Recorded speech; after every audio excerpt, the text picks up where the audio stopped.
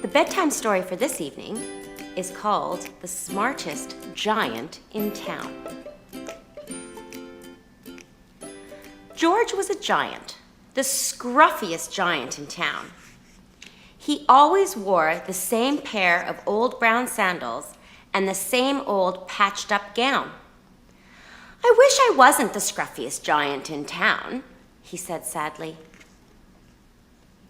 But one day, George noticed a new shop.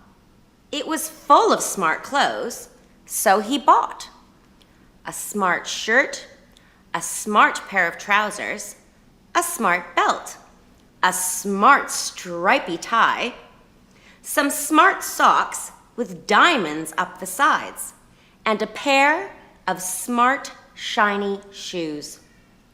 "Now I'm the smartest giant in town," he said proudly. George left his old clothes behind in the shop. He was about to go home when he heard a sound. On the pavement stood a giraffe who was sniffing sadly. "What's the matter?" asked George. "It's my neck," said the giraffe. "It's so very long and so very cold. I wish I had a long, warm scarf." "Cheer up," said George, and he took off his stripy tie. "It didn't match my socks anyway," he said, as he wound it round and round the giraffe's neck. "It made a wonderful scarf."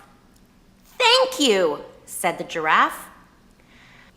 As George strode towards home, he sang to himself, "My tie is a scarf for a cold giraffe, but look me up and down, I'm the smartest giant in town." George came to a river. On a boat stood a goat who was bleating loudly. "What's the matter?" asked George. "It's my sail," said the goat. "It blew away in a storm. I wish I had a strong new sail for my boat." "Cheer up," said George, and he took off his new white shirt.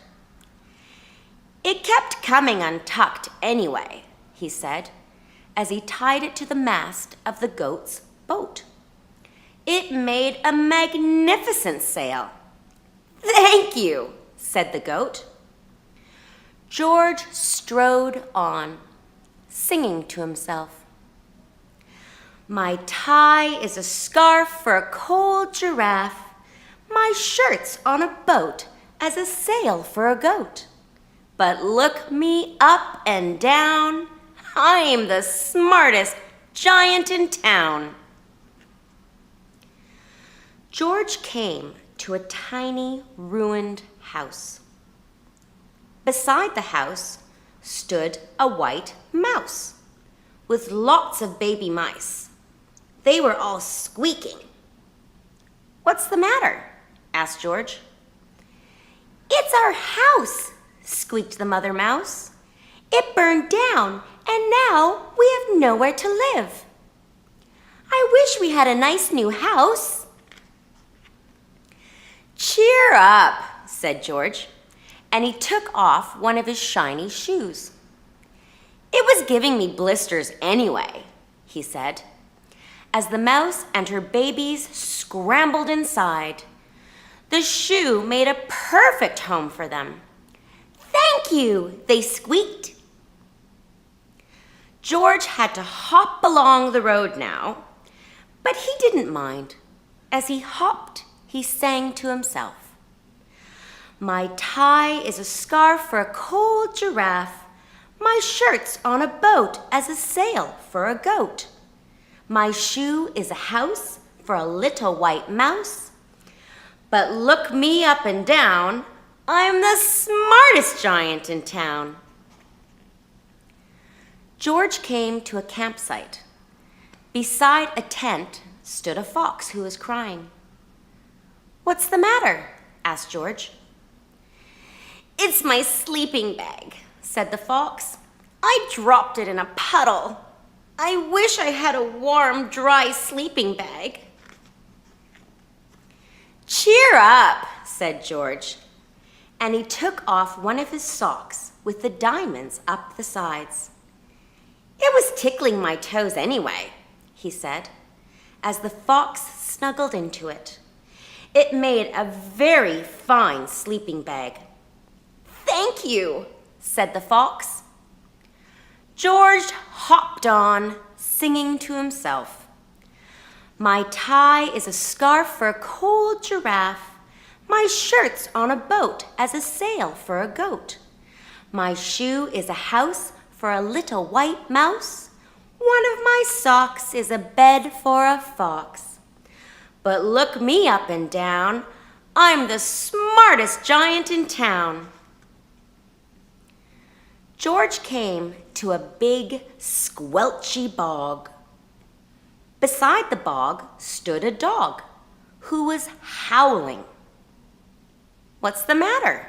Asked George. It's this bog, said the dog. I need to cross, but I keep getting stuck in the mud.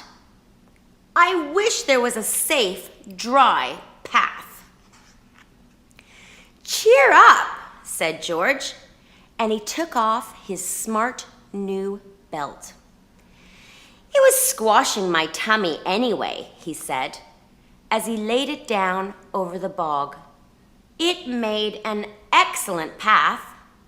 Thank you, said the dog. The wind started to blow, but George didn't mind. He hopped on, singing to himself. My tie is a scarf for a cold giraffe. My shirt's on a boat as a sail for a goat. My shoe is a house for a little white mouse. One of my socks is a bed for a fox. My belt helped a dog who was crossing a bog. But my trousers are falling down. I'm the coldest giant in town. Suddenly, George felt sad and shivery and not at all smart. He stood on one foot and thought, I'll have to go back to the shop and buy some more clothes, he decided. He turned round and hopped all the way back to the shop. But when he got there, it was closed. Oh no, cried George. He sank down onto the doorstep and a tear ran down his nose. He felt as sad as all the animals he had met on his way home. Then out of the corner of his eye, he saw a bag with something familiar poking out of the top. George took a closer look. My gown, he yelled. My dear old gown and sandals. George put them on. They felt wonderfully comfortable. I'm the coziest giant in town. He cried and he danced back home along the road. Outside his front door stood all the animals he had helped. They were carrying an enormous present. Come on, George, they said. Open it. George untied the ribbon. Inside was a beautiful gold paper crown and a card. Look inside the card, George, said the animals. George put the crown on his head and he opened the card. Inside, it said, Your tie is a scarf for a cold giraffe. Your shirt's on a boat as a sail for a goat. Your shoe is a house for a little white mouse. One of your socks is a bed for a fox. Your belt helped a dog who was crossing a bog. So here is a very fine crown to go with the sandals and gown of the kindest giant in town. Good night.